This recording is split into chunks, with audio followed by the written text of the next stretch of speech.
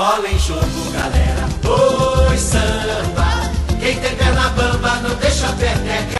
Olá, amigos do Bola em Jogo. Vamos falar de futebol aqui na tela da internet, começando pelo Fluminense, porque o técnico Abel já não é mais técnico do Fluminense. São 5 derrotas consecutivas. Tem uma corrente, minha gente, que defende que o técnico tem que ficar lá.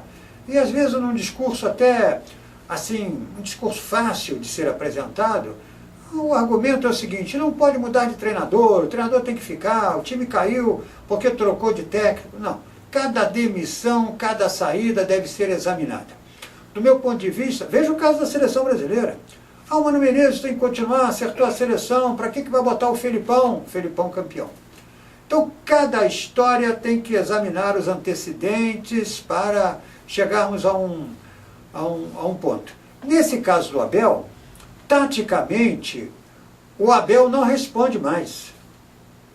Não é uma questão de ficar dizendo que treinador não tem que sair, tem que analisar. Não responde mais. Montou uma estratégia de jogo, foi campeão no contra-ataque. Diego Cavalieri foi o grande nome. Depois mudou a estratégia, até porque perdeu jogadores importantes, como o Elton Nem, que era o homem do contra-ataque, e o Thiago. Tudo isso, Thiago Neves, tudo isso mexeu com a estrutura tática. E aí ele partiu para um novo modelo. Modelo sem pontas, com Rafael Sobis e Fred no ataque. Modelo de uma certa agressividade no início, mas entretanto com uma defesa que não dá consistência. Todo esse processo foi colocado pelo Abel. Não funcionou. 5 derrotas, tem que trocar o treinador. Até que outro venha, olhe o grupo e monte um novo plano tático. É assim o futebol.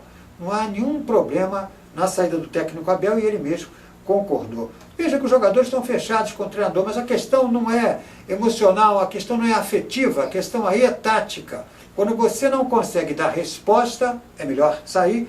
Vamos aguardar agora o próximo treinador do Fluminense. Vamos para o clássico Flamengo e Botafogo no Maracanã. Primeiro tempo do Botafogo, segundo tempo do Flamengo. Mas aí tem uma explicação. O Botafogo, eu pedi ao Lauro Araújo, trabalha aqui no Bola em Jogo, e ele, no computador, foi lá pegar os dados e me deu os dados. E a conclusão é que o Botafogo cai no segundo tempo.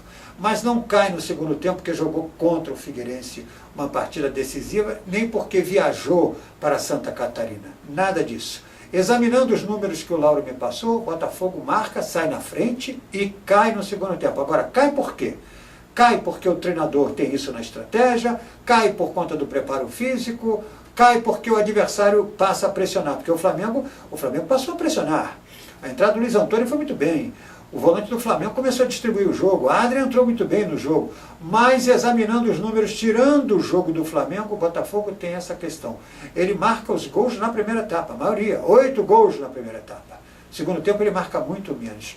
Isso é um indicativo de queda. Portanto, devemos analisar o clássico dessa forma. O Botafogo tem um bom time. Poderia até, concordo com o Oswaldo de Oliveira, ter feito 2 gols no Flamengo no primeiro tempo, mas ele foi dominado no segundo tempo. Mas esse é um dado que nós, aqui, eu levo em consideração na Rádio Tupi.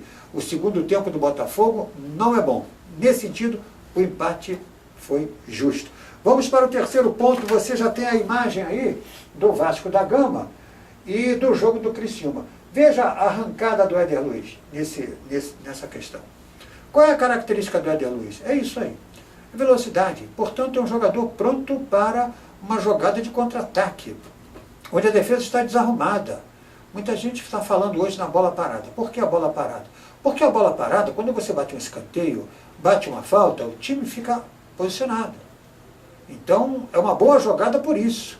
Agora, quando você erra um passe, você pega a defesa desorganizada. Éder Luiz é excelente para pegar uma defesa desorganizada e puxar o contra-ataque. O que aconteceu na partida contra o Criciúma, especialmente no segundo tempo?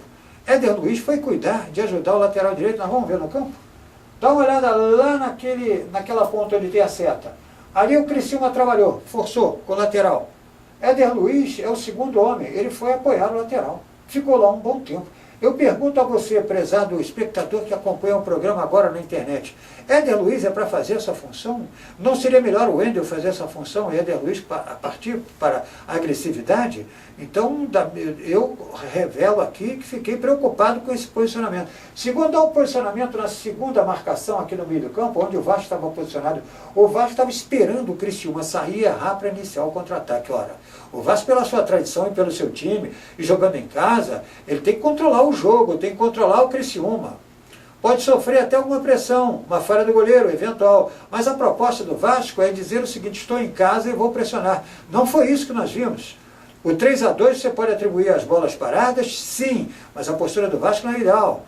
Tanto pelo Éder Luiz, que é ótimo para o contra-ataque, como por aquela postura que você vê ali, porque o Vasco jogou na segunda etapa naquele posicionamento que você está vendo ali.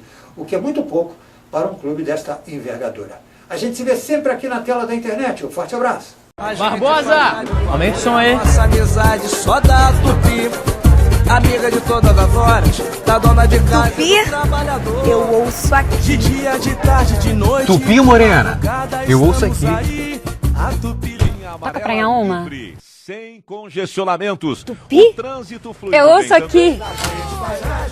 Tupi, patroa, eu ouço aqui. Tupi!